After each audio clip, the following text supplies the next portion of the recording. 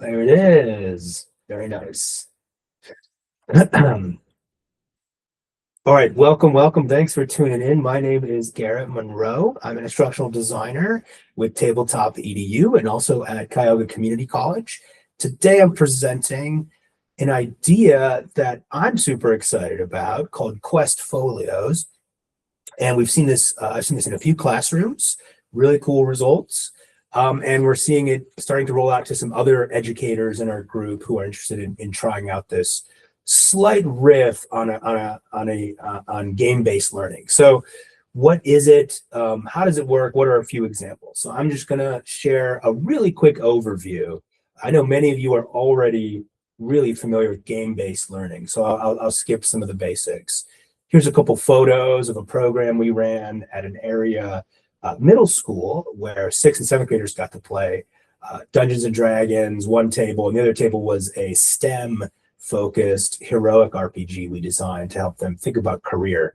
Tabletop EDU is all about a particular application of role-play games, tabletop role-play games for teaching and learning. So we've been working in this space for a number of years, and with Questfolios, we're trying to articulate tabletop role-playing games like Dungeons and Dragons to educational technology tools.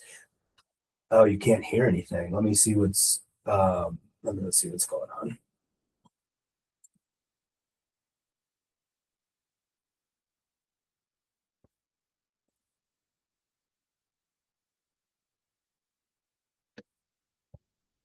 Let's try this. Testing.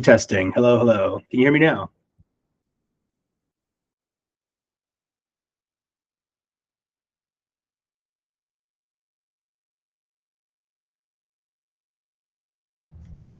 Testing. Can you? Oh, okay. Hello. All muted. Let's try this. Testing. Hello. Can anybody hear me? Little mic check here. I can hear you all right. Hey, Anthony. Dr. Kurt, how are you, sir? Good. How are you doing? Good. Thanks for joining. Absolutely. Sorry, I'm a couple minutes late. Not at all. We might move this to more of like a 12:30 time slot if it becomes a standing space. Right at noon might be kind of tough for some people, but we're running a faculty power lunch program here at Cuyahoga Community College, and it's been a hit. And so I'm kind of riffing on that, and I thought, hey, let's do one for Tabletop EDU. And I know a lot of people are busy, in the workday, but this is a good time for me. It also gives us a time to record some of these little micro presentations and use them elsewhere. So I was just getting the mics set up and everything else. And you can see my slides, is that right? You guys can see the Questfolios slide deck here? Oh yeah, I can see it. I can see it real good. Great. Well, I'm just gonna do like a really mini version of this because I know you guys are really up on play-based learning, game-based learning. I'll just give an Evan, who's a new connection, a little introduction to Tabletop EDU and what we do. I'm really excited about, so yeah, basically, here's an image of us working with Biomed Science Academy in Northeast Ohio. I've been there a few times. I'm going back to do some faculty development with them. It's a great school that's really beginning over the last few years to incorporate tabletop role-play games into their culture of teaching and learning. So it's really exciting. This was one of the games that we developed for them where they have their students role-play STEM careers, kind of like sci-fi STEM heroes, which became a chapter in our book. One of the questions after working with tabletop RPGs and teaching and learning for a long time is really, how do we capture the learning that happens, the magic of a role-play game, in a way that we can collect data on it and we can do assessment with it, which administrators are really curious about. How do we kind of formalize it in a way where we can show parents, and probably most importantly, how do we capture it for students themselves? Not just educators and administrators and parents, but how do we capture the magic for students so that we can use that experience as a springboard for more reflection, for more learning, for an extension of what's being done in the game world, and kind of bridge those selves of the game self and the real self, or the normie kind of identity. And so we're trying to do that with ePortfolios, and I think it's pretty exciting. So, you know, I give a little bit of a setup here about, hey, there's challenges if you're working in education. We have attendance issues. Literacy rates are just alarming, declining literacy rates. You know, I teach, for a long time, I taught first year seminars in college, also taught middle school for many years and high school for many years in China.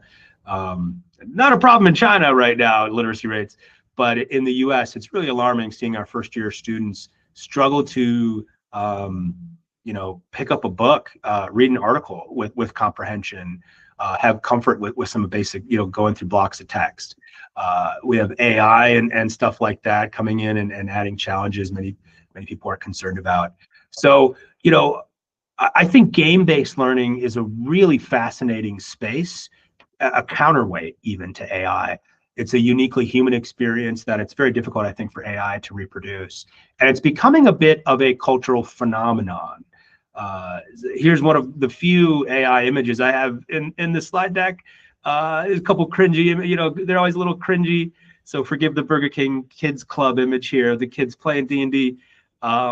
But it, you know, D&D, tabletop RPGs are having a moment. And actually they've been having a moment for a long time, probably about 6 or 7 years now. We're seeing something like 10 to 20% growth year on year for a long time. So it's actually more than a moment. I'd call it a movement. And it's almost like people are reaching out for this rich human experience in an age where we're so divided. We're divided with technology, through social media, we're divided politically. And the pandemic, of course, was a real big lever point where we were really shut down.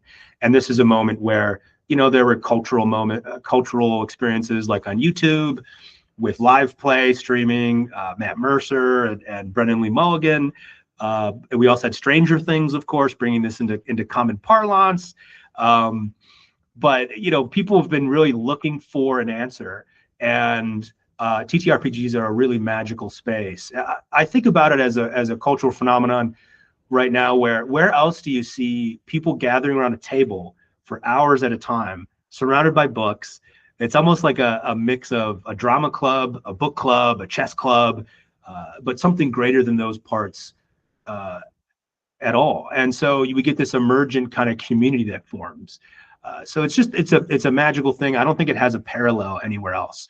And so the part of the movement more broadly of Tabletop EDU is, how do we bring some of that into teaching and learning environments? Students are really highly motivated to play.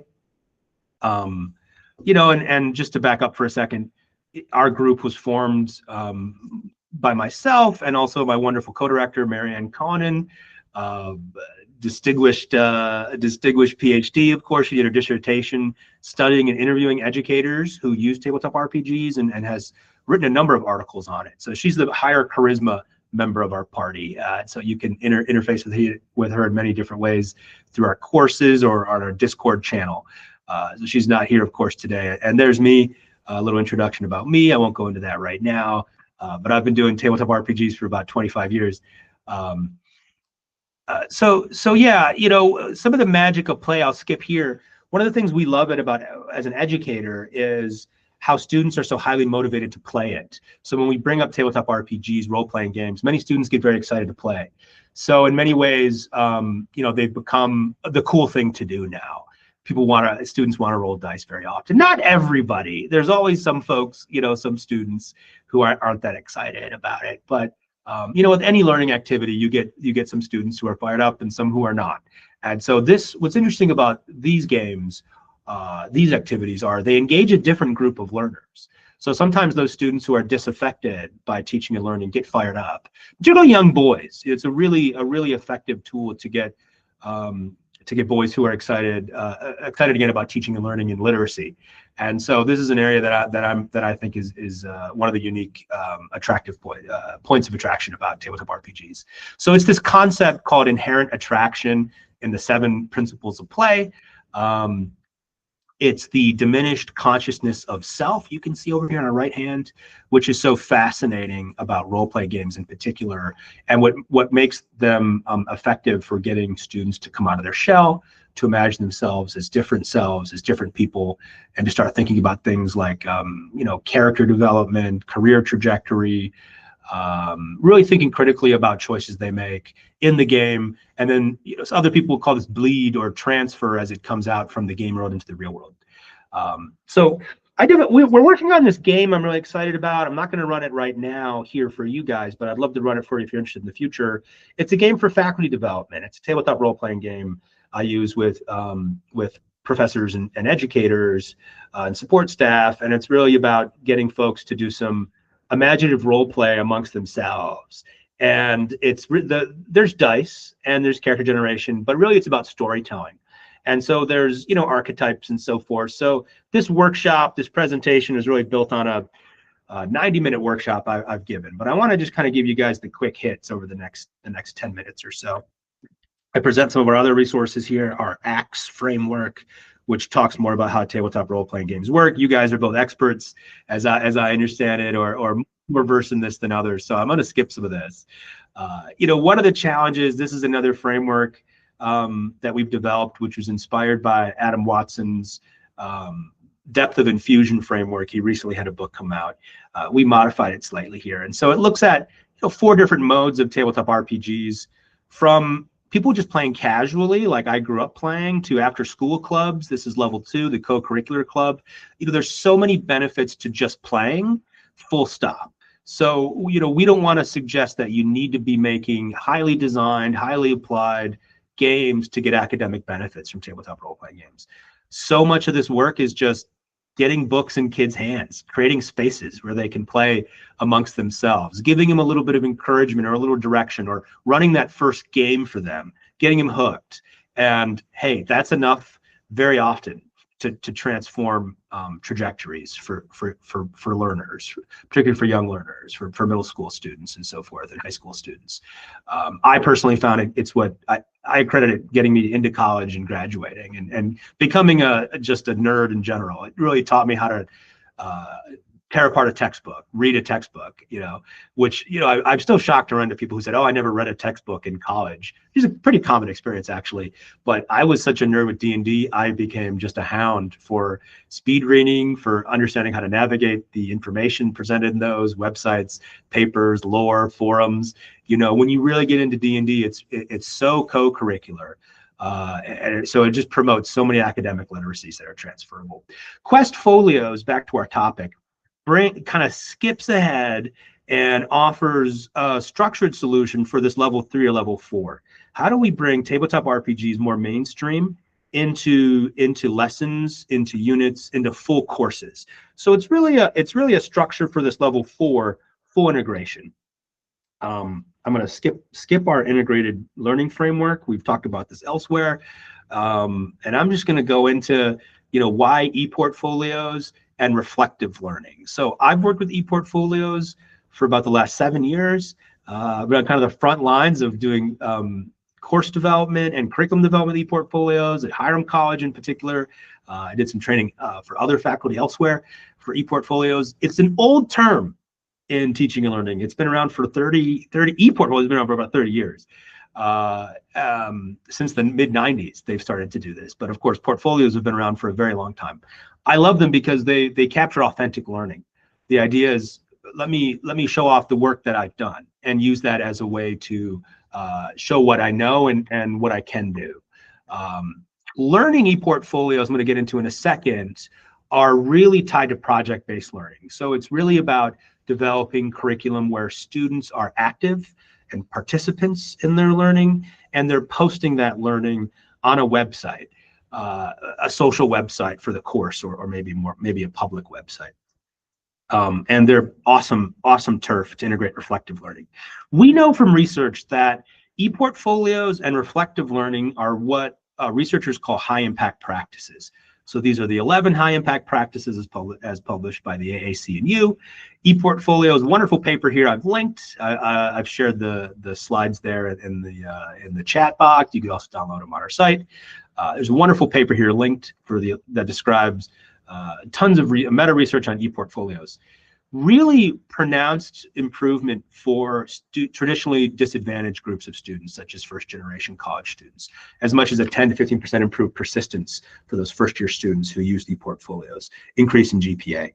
So fascinating work. I will say they're hard to pull off.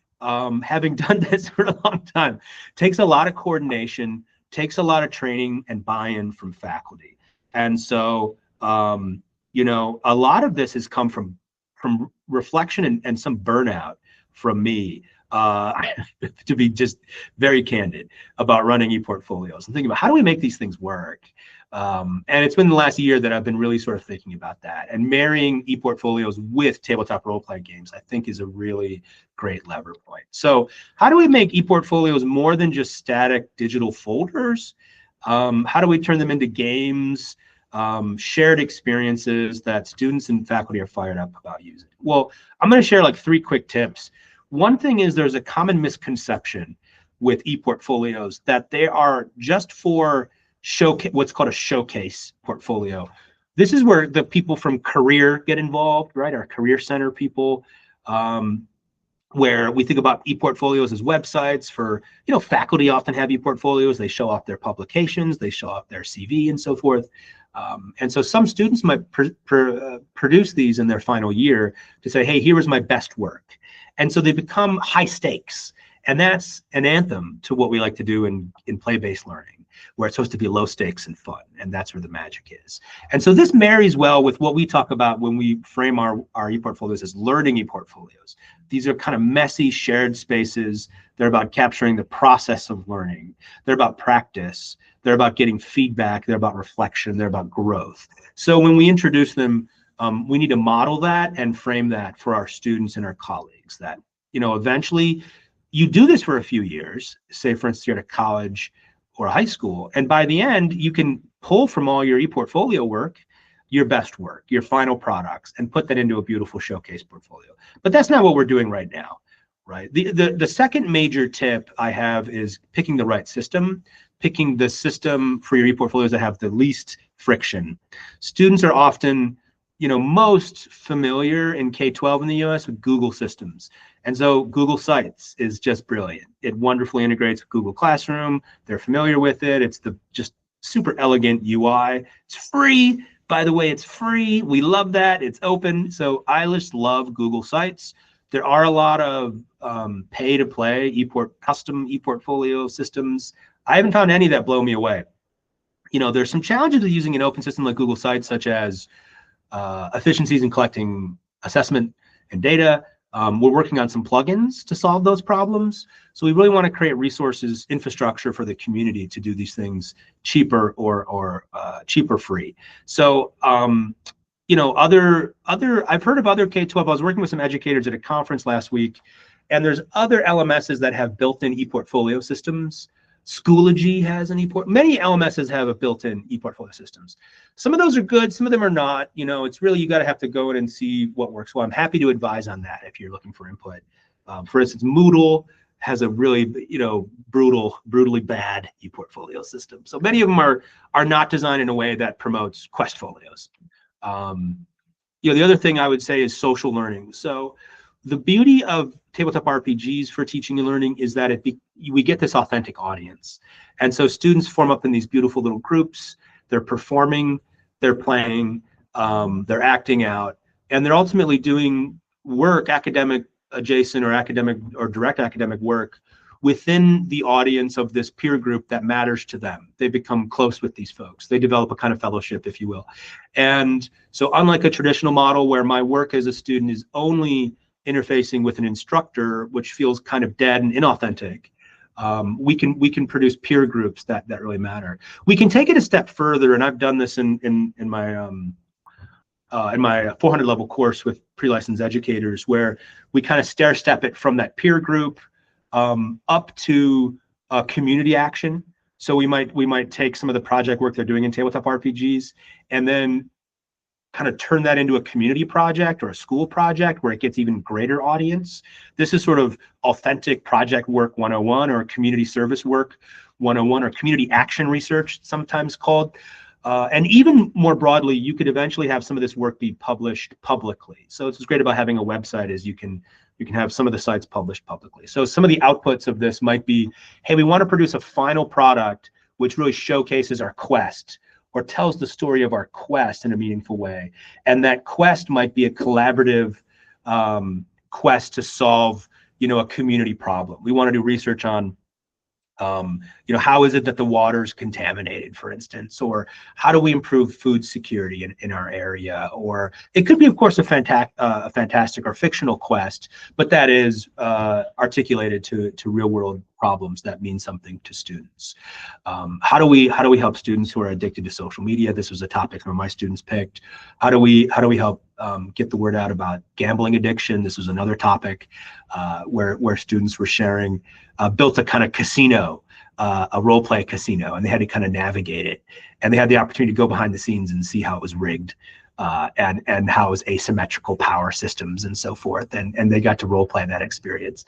So, another little snippet I have here is how these assessment systems, ePortfolios with tabletop RPGs or Questfolios, are AI resilient assessments.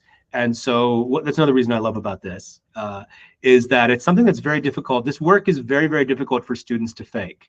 It's very, very difficult for students to go in and just dump prompts and pretend like they're doing this stuff. For one, we actually have to have them roll. They're going on a quest. The way I structured it is I have a flipped class where many of my lessons are on the LMS. When we get together in person, we're doing role play. We're on small groups. I'm popping around, or I'm doing conferences with small groups.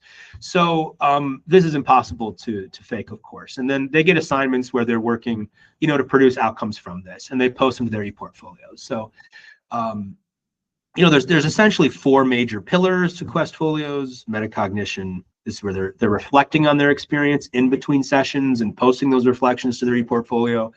They're integrating, they're reflecting on their experiences across maybe courses or lessons and talking about how that fits into a cohesive narrative. How does my hero incorporate these different challenges into that final boss fight? Agency, right? This is the beauty of tabletop RPGs, is it really responds to students' need for a feeling of control, a feeling of expression. And so in a role play game, they get to completely, within the confines of the sandbox we present, right, being appropriate and so forth. But they do get to present the character and develop their character and tell the story of their character how they want, so long as it's, again, within certain parameters of appropriateness and so forth. And then scaffolded skill development. And so this is the challenge, of course, is meeting that personalized needs of students who are at different levels. It's a hard matrix to navigate, but tabletop RPGs is a wonderful space in which to do it, and we can use those ePortfolios to really drill down in on where are they in terms of writing, where are they in terms of visual literacy or math literacy or this science that they're trying to apply within these little micro quests. So this is really the heart of the framework. And then I'm gonna bring up a couple examples. So this is a quadrant framework I developed, and this sort of describes ePortfolios that I've seen. I've helped instructors develop, or I've heard others talk about. They didn't use the phrase Questfolios, but they're using ePortfolios plus role play games in a certain way. So up in the upper right, we have the narrative RPG party. This is the Dungeons and Dragons group. Where it's high imaginative play. Over here on our y-axis, we have imaginative play is high, and it's high peer interactivity. So it's group work, and this is excellent in all kinds of content areas. You just have to get a little creative with the kind of coupling your fantasy setting to academic outcomes. How do we bake that into the bread, so to speak? Beneath it is a little easier to adapt, and it's scenario simulation. So this is something like Model UN, where we're doing a kind of role play or a war game, The U.S. military does this very often. There's game theory, often thinks about how do we map out different decisions or potential scenarios. What happens if we do this? Then they are going to do that. We can use things like dice for randomness. But ultimately, these aren't games that are often run with traditional books. But it invites students to think about taking on more formal professional roles in a group setting. So they might be doing simulated field work is an interesting one, right? We can't always afford to send our students out on expensive field work or field trips, but we can actually simulate some of that with a role play game, which is pretty exciting. Narrative persona is more like a one-on-one kind of fictional or coaching or mentoring play you might have, where we give whoever we're working with, our learner or our student, a scenario to work through, and they need to kind of write through that in response with us. Professional persona is something I've done quite a bit with my pre-licensed educators, where I invite them to imagine themselves as future teachers. All right, now you've been teaching for 5 years. What does your classroom look like? What does your persona look like? And the project there is to develop a website that shows off a website for their courses to their parents and students. But it's with the frame of this is 5 years in the future. And I kind of give them like, oh, you're teaching a first grade course or you're teaching a 7th grade course. Here's where you're at. And then they need to develop a series of plans and do some writing in response to that. So this is really powerful stuff. It's something that we have cognitive biases against. We're very bad at imagining future selves. And yet role play games can be a great framework for inviting that kind of deep, challenging work. I've linked some examples here. I'm not going to go through these all just looking at the time. I'm going to be respectful of that. But there's a couple you can check out from my EDU 245 Education Technology course, my design thinking course. I co-taught with an art instructor. And this is a course that I didn't teach, but I advised. I did instructional design for Sociology of the Rust Belt. There's a professor here of sociology that does a wonderful course where students got to go around and do photojournalism. Really beautiful ePortfolios they produced there. This is what I'm working on currently. We're developing a tabletop role-playing game to teach MLA to first-year composition students. So that is coming down the pike. So these are essentially wrapping up here. And if you guys have any questions or want to hang out and chat, I'm here. But the 5 sort of critical components of Questfolios are character creation, really powerful stuff when we do the role play. Spending time here often feels oddly inefficient for instructors who aren't familiar with role play games or tabletop RPGs. Feels kind of like a waste of time. But this is actually really, really powerful for making the magic of TTRPGs happen here, for building the motivation and the agency for our learners. So I have some examples of different systems and structures for that. In classroom environments, they're often best custom fit. So it's very hard to bring in, full board Dungeons and Dragons into a classroom because it's so heavy duty and complex, and not all our students are going to be familiar. So it kind of puts some students on a back foot. But anyway, I'm going a little too in depth here. Social and learning ePortfolios are the second major ingredient, right? Quests or role play sessions as part of those live sessions, or even distance, in person or live. Or live synchronous online learning, authentic assessments such as project-based learning, they're doing, and then finally reflection and getting of course timely feedback on that work. So those are sort of the 5 components of a Questfolio model. And so, zooming out, I think this is a framework that I'm excited to promulgate and research more. I'd like to see, there's some setup here. But it'd be very cool to see what it does in terms of widening the circle with students who are disaffected, who struggle with literacy and learning and traditional approaches. We want to make sure we're scaffolding those problems in ways that are conducive to the individual. Some of the other opportunities here are for integrated courses. So taking 2 courses and creating overlap between them. So if somebody's teaching like an English language arts course and somebody on the other side of the building is teaching like a history course, a Questfolio is a great opportunity for both instructors to participate in a shared fantasy that, so the students might use the same character, the same ePortfolio, but they're exploring quests through both of those courses. And so it just creates a richer world, and it creates efficiencies between teaching and learning for those instructors. It takes a lot of coordination for that sort of thing. But this is the thing that really makes for profound experiences in teaching and learning. Again, a HIP practice or a high impact practice here, of course, is these shared experiences.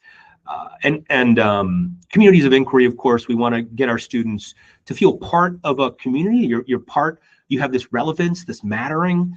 TTRPGs really do that. We know that casually, recreationally. Let's bring that to schools. Let's make students feel like they matter and they're part of a community, they're part of a group that really sees them, and they have agency to, at first play out a character, but eventually become themselves and contribute to the community. And then finally, of course, I'm excited about research and publications. So creating infrastructure, we're working on some grant concepts to create infrastructure for these ePortfolios. We're able to gather data from them and show, what's going on in terms of growth of literacy and learning. So, it's an invitation to you. Let's reimagine tabletop role-playing game and education together. And so, yeah, thank you for showing up. There's links, other resources, and I've tried to just fast forward through this 90-minute workshop, which is supposed to be very hands-on. We're rolling dice, but just kind of give you guys the juicy bits.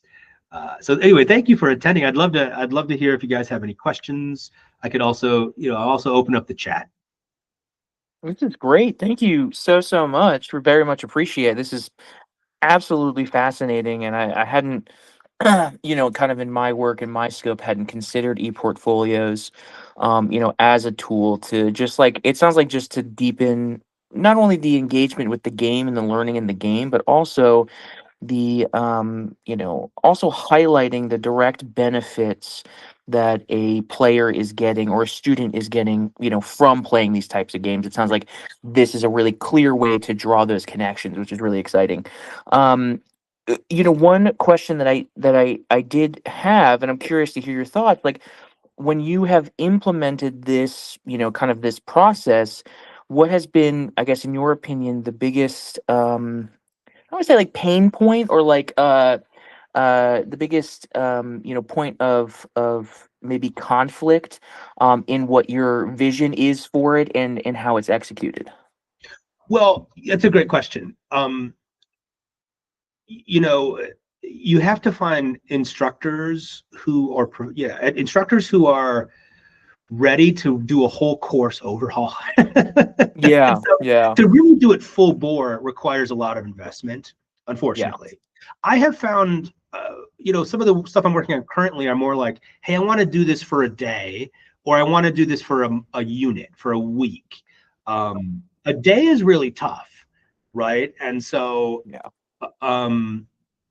But it's very hard to find collaborators who are like, okay, I want to go and really redo this.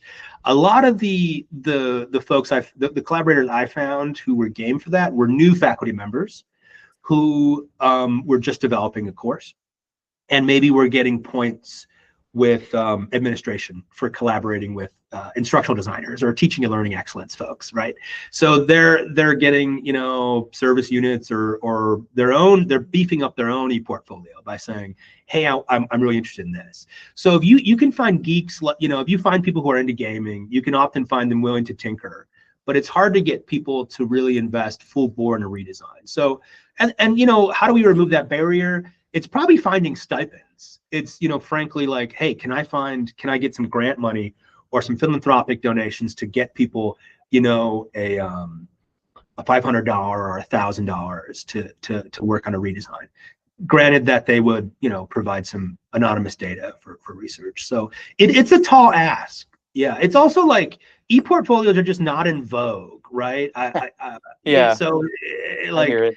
Even though I feel like the research is really sound on it, I think they're just hard to pull off, right? They take a lot of support, they take a lot of training, and so it in some ways it is sort of a bulky structure but it does, as you said, formalize those challenges of, oh, they're just rolling dice and just, playing a game, to, hey, look at what we've done, right? And so Right. by the end, we've got this huge website which has all these reflections and projects and recordings, um, and it's just like more work often is produced Yeah, than traditional courses, right? for So, sure. Yeah. yeah, so it just solves some of those hard problems. But yeah, it's a heavy system. It's not needed, but yeah, it'd be cool to see more of it. Yeah, definitely. Definitely. Yeah, this was fantastic. I totally agree. I think, this is just another step that can be taken to move from a passive learning environment to an active learning environment. You know what I mean? Where it's more than, even taking a deeper step than just playing the game, because again, we're making those connections. And I think you would probably agree that the biggest challenge when incorporating or folding into curriculum and education, folding in these tabletop role playing games, is making sure that there is that clear connection to the educational outcome, and that not only do the players understand that, but the administrators who also who are also stakeholders in the situation have a clear understanding of what that is. Right? It's Yep. easy to explain to a gamer with the game outcomes that happen. Right? It's hard to explain to a non-gamer the educational things that are happening in a game. 100%. 100%. Yeah. I'm glad we're having this conversation, because you've got me really thinking about how to scale this more. Yeah, I'm taking the show on the road, so I'm presenting this at a couple different conferences this year, and but it would be good to get some more formal data with it. But yeah. Yeah, I think and I'm kind of I have, as I'm I'm sure you do as well. I have my hand in many different pots. One of the pots that my hand is in currently is my wife is a faculty member at the College of Charleston. She works in